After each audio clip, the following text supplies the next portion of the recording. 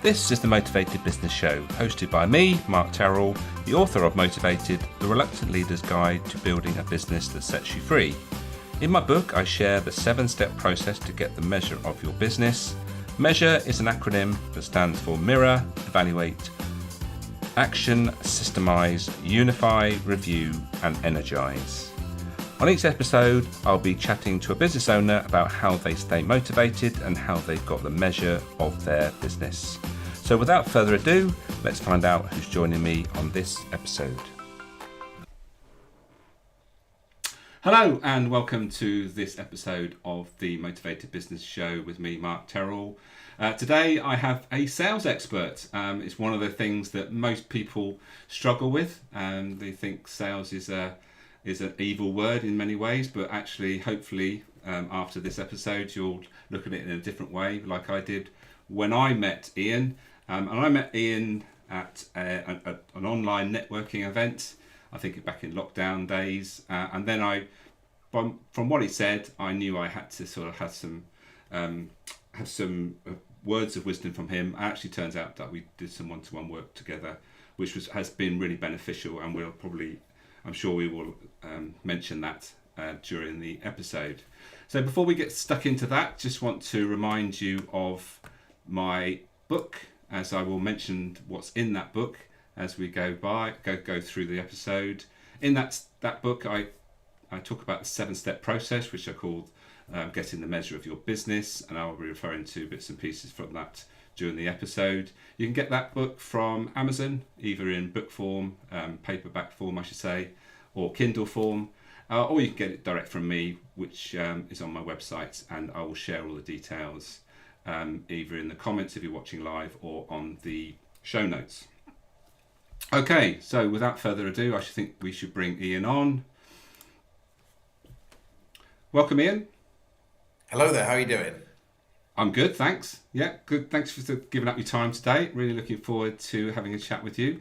Before we go on, though, I think it's only right that you should be able to introduce yourself. So let you do that. So I am Ian Genius with an Ian Genius alternative to selling. So shall I tell the people at home the sort of problems I solve and what I do? So one of the biggest frustrations for passionate solopreneurs is how many hours, how many precious hours are wasted in discovery calls that fizzle out. You know, they get to the end of yet another 40-minute conversation with a potential client, only to hear those dreaded words, "We'll have a think about it," before poof, they vanish. They had a problem. You had got the perfect solution, but something went wrong and the conversation completely fizzled out. For others, that's not the case. You know, they get to the end of the conversation, the potential client converts into a spending client, but they're always taking the bronze instead of the gold. They take one of the 5 services that are recommended. They use them for a month instead of a year. So the yeses, they're not beneficial.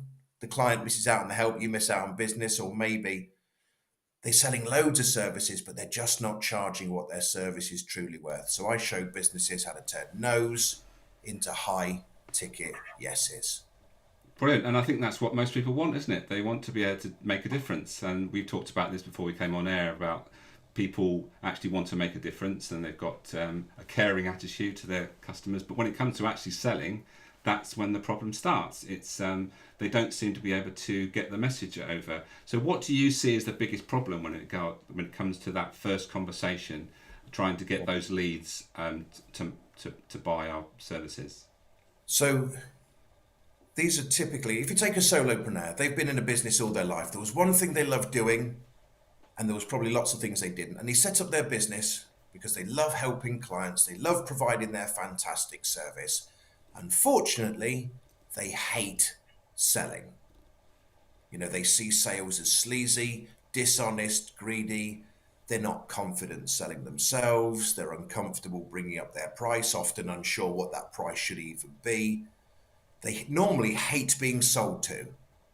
So the idea now that they need to get good at selling, the one thing they despise over all things, just does not work. The idea that they've got to use a closing technique where when someone says to you, which one do you want, the blue one or the green one? And you haven't said you wanted either. So you're in a fight or flight scenario. So you end up buying under duress, regretting with buyer's remorse, cancelling abruptly and telling everyone to avoid you like the plague, right? So there are all these fears and phobias, and they got a phobia of, maybe a fear of rejection. So they got a fear of rejection. They don't like putting people under duress. So the whole thing stinks the place out. And I get it, because that was me. That was me. I am the salesman that hates selling. So I love sales. I hate selling. So I found an alternative. I've spent the last 25 years as a salesman that finds a lot of the approaches manipulating. They're just horrible and sicky. So I've spent 25 years removing the selling from sales so that others, they can help clients make better choices. Yeah, and that exactly reiterate what you've just said there. And I think what it is about is understanding the real value that you bring to the problem, isn't it? And we're all trying to solve a problem, and no one's going to buy something if they haven't got a problem. First of all, you've got to, like you talk about, it's an emotion that we buy by, and then when Yeah. we have to justify that purchase, then that's when logic kicks in. So we've got to cover both bases. So how do we connect emotionally and then also take into account the logic that comes after? Okay, and again, I'll just give a quick example of this rule. So the rule is people buy on emotions and justify with logic. And this rule always applies. It never breaks. So if you went to the clothes shop and you saw a coat that you liked, and you went to the coat and you thought, I love that, make me look excellent. And you took it off the rack, and as the coat came towards you, so did the price ticket. You weren't so keen about the price ticket, and you went, better put that back quickly, right? Your love of the coat did not change. Your love of the price, you couldn't justify it. Just at that moment, you were about to put the coat back. Someone ran across. They said, I'm so sorry. So sorry. I was meant to mark that down.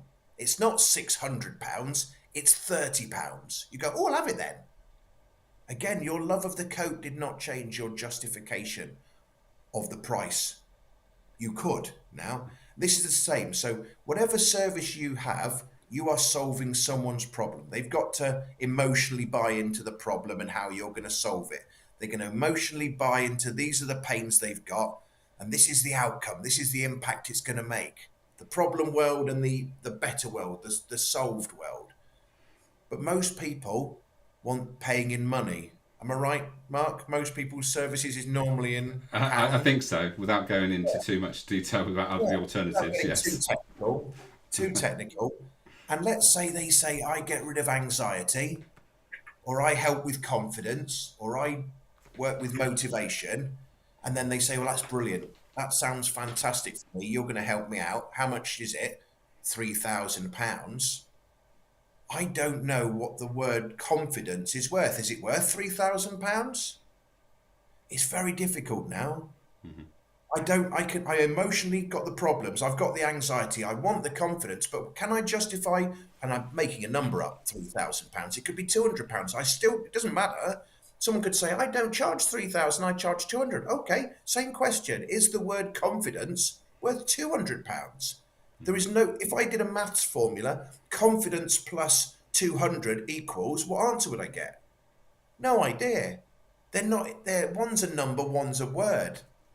So people buy on emotions, justify with logic. If you only sell on emotions, don't be surprised when the person can't justify the purchase. It's a hard Interesting. game. It's an impossible game to win in most cases. Yes, I'm sure when once you've now explained that, most people will get it, and that's the obstacle we've got to overcome somehow. If we're going to sell our services, that's what most people are selling, aren't they? They're selling a service as opposed to a product, which is you can't sort of touch and feel.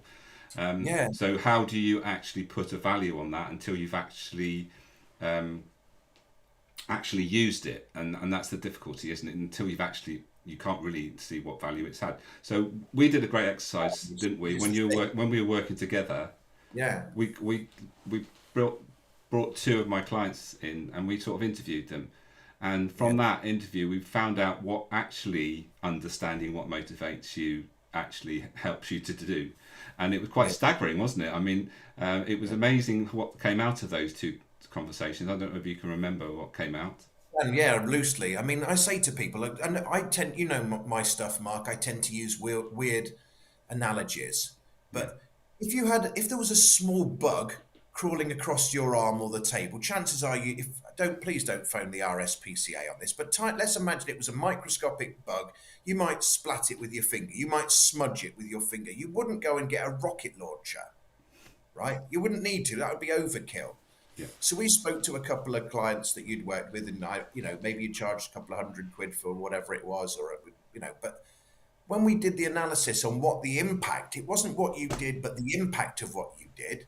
Hmm. Suddenly they were like making £30,000, £50,000. Well, I think was it one had made £50,000 of extra business, one had made £30,000 in profit, Hmm. and suddenly you're thinking, hang on, a couple of £100 for 50,000. I mean, if you charged a couple of if I said to you, you give me 2,000 and I give you 50,000 back, it would still be a very good deal. It'd still be money back 25 times.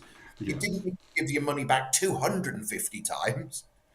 But the thing Yeah. is, this is the problem. People don't understand. So they say most businesses will make you money, or save you time.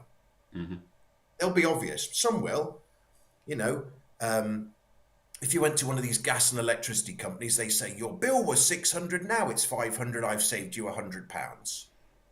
You go to someone that does websites and they say, well, you should gain from extra clients another £100.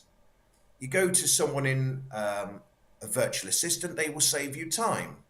And again, would you use that time more wisely? Mm. Would it make you money? Yes. But often with especially with heart-centered businesses that tackle with, health and anxiety and hope and anything along those, how do you put a money to it? But I say, look, if someone's got anxiety, what's it stopping them doing? If you're a business person, what would anxiety stop you doing? Is it reasonable to say it might stop you going to a networking? Or maybe you go to the networking, but you don't speak to many people. Or maybe you speak to many people, but you don't carry yourself in a way that has any confidence. Yeah. So tackle anxiety, go to more meetings, speak to more people in a better way. What's the result of that? Well, more clients. Somewhere down the line, not immediately, but some clients. What's the result of more clients? That's money. It's turned into money pretty quickly. But if you stop at I do confidence, don't be surprised when someone doesn't was struggling to understand what is the value of confidence, because it's just a word. Indeed. Well, confidence when you talk about sales is essential, isn't it? Because if you're not confident in what you're selling, you're not confident in the process of selling, then it has obviously a detrimental effect with your ability to actually make the sale. So how do Hugely. you? So let's Yeah. just think about how that works with regards to how do you develop confidence with regards to selling. I'll, for me, the way I got more confident with selling is I realised that all I was doing was trying to solve a problem. I asked questions about was the problem important and what happened if they didn't solve the problem. And then once we got to that, then it's right, okay, so it seems like there is a problem that you want to change or want to actually solve. And then it's about, well, these are the solutions I suggest that you may be considering. And then it's the classic, A, B, or C, or bronze, silver, or gold. And then you get to the point of, well, which one do they choose? And it's about directing them what you think is the most appropriate. So there's Yeah. my layman's terms with regards to selling, and that's how I approach it since working with you and all the other things I picked up. Does that Yeah. sort of resonate? That's that the sort of thing Yeah. that you sort of talk The about? first thing to do is take the word selling and lob it as far as you can away, right? They have a problem, you've got a solution, you're going to help them, right? It's a solution you have, whether it's a product, whether it's a service, what it actually is a solution. It's a solution to a problem they have, right? They have the problem, you have the solution. You're going to help them solve the problem. But this is key. Before they can use you, first they have to choose you. Yeah. So what you need to do is help make good choice so that you can help them with the thing you do. It's not selling helping, it's helping. Help them to make the best choice and then help them with what you do. Mhm. Well, suddenly, as a mind shift, people like helping. That's the one thing they do. They don't like selling, they do like helping. But you've got to help someone make a good choice. Well, if you're trying to make a good choice, that's all you're trying to do. Take the word selling, that's gone. They're trying to make a good choice. How can getting better at selling be the solution to how do you help someone make a good choice? Imagine you were trying to help your grandma decide which of the three holidays to go on. That's not selling, that's helping them make a good choice. The word selling would be nowhere near that. If you were trying to help your son pick the best football boots, you wouldn't sell him the boots, would you? You'd help him make the best choice. Which ones is he confident in? Which ones fit him? Which ones do the thing? It's helping. So why, in the madness of the world, does anyone think you need to sell to help someone make a good choice? It's lunacy, right? It Brilliant. doesn't stack up. It doesn't make sense. So now let's sack the word selling off and lob it and never mention it again. We've got to help people make choices. So going back to what you say, if they haven't got a problem, you haven't got a solution. If you go to the doctor and you sat down and before you even told him anything said, Mark, I've got a cream for you, you'd go, Doctor, I haven't told you what's wrong with me yet. You have to have a problem, right? Yeah, I made me chuckle because there's this guy that keeps bombarding me, and he's obviously a software developer, and he keeps sending me all these emails telling me, "Tell me what solution you want me to create for you." I was thinking, I don't want any solution, thanks very much. And he was like, it's pointless. You know, the first question that guy should have be doing is, do you have any need for software in your business? Can I, you know, and I could quite easily have said, don't worry, no, I don't. Save your time. Keep emailing. I will never be buying software from you. So, you know, concentrate on speaking to other people rather than me. But he keeps bombarding me with all these emails, and it all takes time, and it seems pointless to me. But But here's the anyway, thing. If he says to you, which problem would you like me to help you solve, right? So in this world, he's an expert, you are a beginner, right? Because if you do have a problem and he mhm. has got the solution, he can't be the expert because he'd have got rid of the problem, right? So is it possible that someone doesn't even realize they've got a problem? You know, if they, most of the time in most businesses, they might acknowledge one problem. You can see four others, but they don't even know these four exist. So how are they going to tell you what the four problems are when they don't even realize they were problems and that they had them?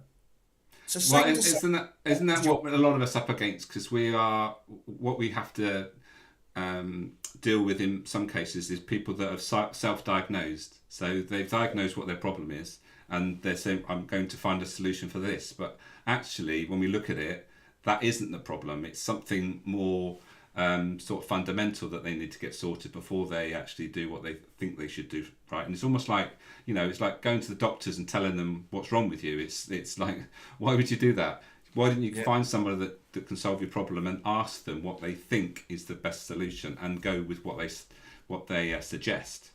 But Um, typically, if you go to the doctors, you would lead with something. You don't typically go in and I go, I haven't got a clue. It'll be an arm problem. It'll be a leg problem. It will be a throat. And you mhm. can pretend that, oh, I've got this, I've got diphtheria. What, and when exactly did you do your medical training? Right? I could put in anything into the computer and say, my knee hurts and my ear hurts. Have I got leprosy? And I'm sure it would say yes. Right? But it's also cobblers. But in the world of understanding, one of the biggest frustrations for solopreneurs, is that clients don't understand how the solution being offered solves their problem. They don't quite understand how the product, how the service will solve their problem. If that's all it was, it wouldn't be that bad. That's not the reality. The reality is they don't even think they've got a problem. If they think they've got a problem, they're probably only aware of one or two of the five problems, or the problems aren't actually that. And even when they think they've got a problem, they don't really realize how bad that problem is or the impact of the problem. Can I just do another one of my bizarre ideas just to show Yep, go this. for it. Have you ever had pins and needles, Mark? Oh, yes. Yeah. And the last time you had pins and needles, did you drive to accident and emergencies at 120 miles an hour, slam it in, run straight through the accident and emergency section, kick everyone out the way, shout as loudly and as offensively as you like to get you the highest paid doctor now? There's going to be a nightmare in there. Did you do that? No, I don't think I No. did. No. Now, if your arm was about to fall off, it was hanging on by a thread, would you be far more inclined to go, please get me someone now? I need someone now. Would you be more likely? That's more likely, yeah. Yeah. Now, they're both arm problems, pins and needles in your arm falling off. Why didn't you do it with pins and needles, but you did do it for arm falling off? What was the difference? Well, one was an emergency, and one was something that probably would solve itself if I just, Yeah. you know. So it's the severity of the problem. So I've got a problem. The person comes to you, I've got a problem. But if in their mind their problem is not severe enough, or the repercussions are not severe enough, which normally they're not even aware of, it's just an anxiety problem and it's not much of an anxiety problem. Heaven forbid it's actually affecting the number of clients and money they're making. They never got that far, but it's just an anxiety problem and it wasn't that much of a problem. Am I going to pay to solve it? No. If it turns out it's a huge anxiety problem, and it's making a huge impact, am I more inclined? So knowing that you've got a problem is not enough. You've got to know you've got a problem, own you've got a problem, because helping an alcoholic that's not willing to admit they're an alcoholic is nigh on impossible. You want to help them more than they want help at that stage. You're wasting your time. Yeah, They've got to have a problem, own the problem, understand the problem, and realize how bad it is. All of that must happen before a solution's offered. Most brilliant. people want to get straight to solution. Have you got a problem? Yeah, something with my arm. Here's a cream. They can't get. They I've got a can't cream get for that. Yeah. quick enough. They Okay. so that's it. That's what It's about understanding. Yeah, all makes sense. So I think this is an opportune time to bring in my 7-step model, which is, as I've mentioned in the book. So this is the 7 steps around the inside. It's the motivators that is in the book, and what we've been talking about here, and there's a few things in the 7 steps that are important. I think it's important to think about this stage, which is mirror, which is understanding yourself. So for me, I'm not driven by making money. It's not money isn't a driver for me, and I think that's one of the things that most people have an issue with regards to selling. We can have a talk about that in a second if you've got any views on that, Ian. But also, I think when we come to this evaluation, is what problem do we solve and how are we going to solve it? Has a key. One of the things that we've got to think about is how we're going to sell our service or our problem and how we solve it. But also, this systemize is key with regards to if you are going to sell a product, you have to have a system. And I think what I like about what you do, Ian, is you break it down to make it as simple as possible. And one of the things, I think we need to talk about that, how we make it simple, but without taking away the value. Because that's one of the things that we can oversimplify things to a point where they can think, well, I can go and solve that myself. I don't need your help anymore. So I'd be interested to have some input from you with regards to what you think about that. But so when we think about when we're selling, we have to understand ourselves well. That's why the mirror is important, and that's the first step. And then think about how you are going to sell your products, the evaluation stage with regards to how you're going to take your client from where they are to where they want to be. And then think about the systemizing of how you go about doing what you do with regards to finding your leads and then going through the sales process. And once you've got a process that you use regularly, then it becomes second nature. And also, I'd just like to also go back to what we talked about with regards to the work we did with the 2 clients that I had. Those 2 clients both told me that they were thinking about jacking it in and doing something completely different, so closing down their business. So one had an issue with regards to this motivator not being met. So they actually didn't really like some of the clients they were working with, so they had to think about how they actually got rid of some of the clients that they didn't really particularly like. And also, once they did that, they were able to increase their prices because the people that they really connected with, they saw their value, and then they weren't selling on price like you talk about. We don't want to sell on price, we want to sell on value. So that barrier was taken away because most of the people that they were having trouble with were the people that they didn't really get on with. So that was a big lesson to me. And another one that came into play with both those clients was about the expert. Being an expert in what they did was key, and so they were undervaluing and not really selling their expertise enough. And so one actually jettisoned a lot of the type of work they were doing, completely changed the type of services they were delivering, which allowed them to, again, charge more, have less clients, and also free up their time, which is another key thing that comes up a lot. So there's a few thoughts with regards to motivation and also the 7-step process. Any thoughts on that, Ian? Yeah, I've got a couple of things for a couple of the categories. So let's talk Yeah. about the price. Hmm. If you don't demonstrate your value, don't be surprised when they focus on price. Why? Because it's typically one of the only things that's given to them. I do this and this is the price.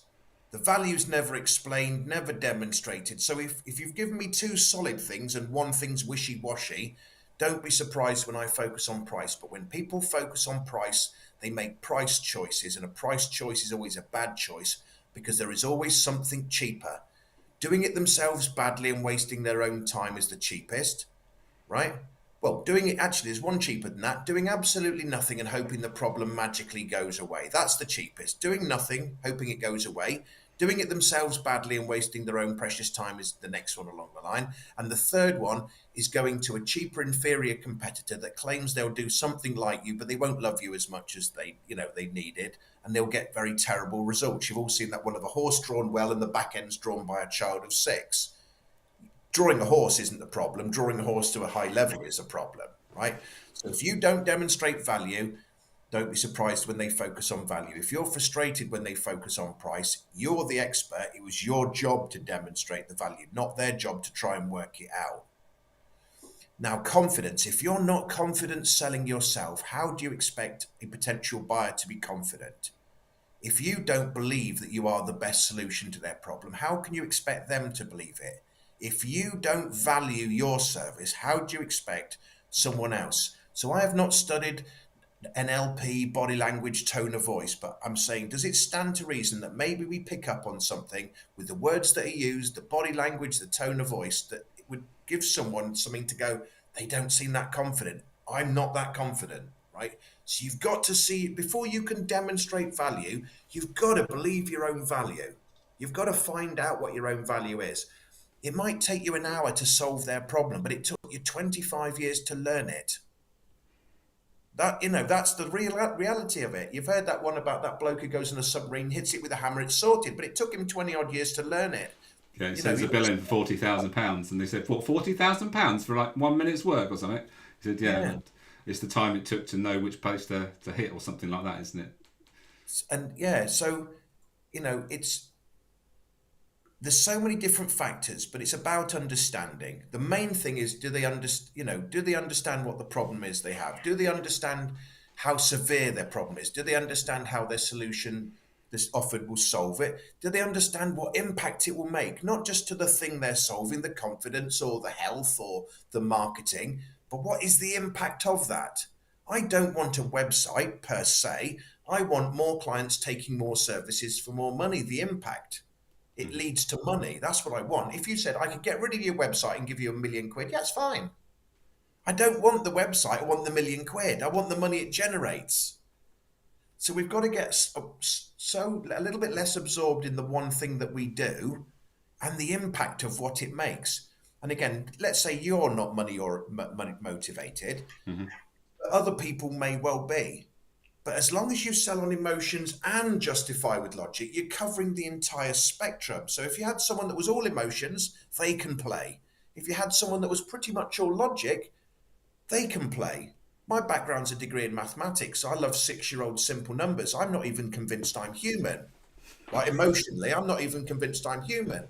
So I'm right at that side. Most people are at the other side, but one without the other, emotions without logic, will always be a nigh on impossible game. When people say, if I had 10 conversations, one says yes, nine say no. That's why they might have all emotion. Because if you said, I'll do it for free, how many of those nine would have gone, yes, please? It was down to price and value. It wasn't the emotions. You've got to help people make better choices. Whatever you are, money motivated, money not, help them see both sides of the equation.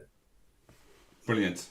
Thank you, Ian. Sadly, the half an hour has flown by. It has for me anyway. I knew this session would be entertaining because you have a way of explaining things that makes me chuckle, and I think that's important. When you're working with someone that's going to make you laugh, you're more than likely you're going to bond and actually take some action. That's key. I was going to wear a different tie today. I was going to wear that one instead, but it doesn't matter. I decided with this one in the end. Thank you. You made the better choice. Yeah. Thank you, Ian. I hopefully catch up with you very soon. But for now, thank you for your time and have a great day. Right, there you have it, Ian. Now, if you struggle selling, then don't hesitate to get in touch with Ian. He has some great knowledge and a way of describing things that will help you overcome your sales challenges, and that's essentially what we need to do. Once you can overcome those challenges with regards to sale, then if you make more sales, your business is going to flourish, and that's essentially what he helps you with. So if you have enjoyed this episode, then please let us know. Love to hear from you. And if you are someone listening to this and actually say, well, actually, I can add some value there, I'd love to come in and talk about what I do. So if that's the case, then don't hesitate to get in touch. Love to hear from you. And don't forget, as I mentioned, you can read all about my 7-step process in my book, Motivated, available from my website or from Amazon. And if you do get that book, really appreciate if you want to give it a review. If you don't think it's good enough to give a review, then obviously don't give me a bad review, but get in touch and tell me why. Tell me why you think it's not a good enough book. I'd love, again, to have a chat about that. So there we are. That's this episode of the Motivated Business Show. We will be back soon with another episode with another inspiring business owner. So until then, we bid you farewell and see you next time.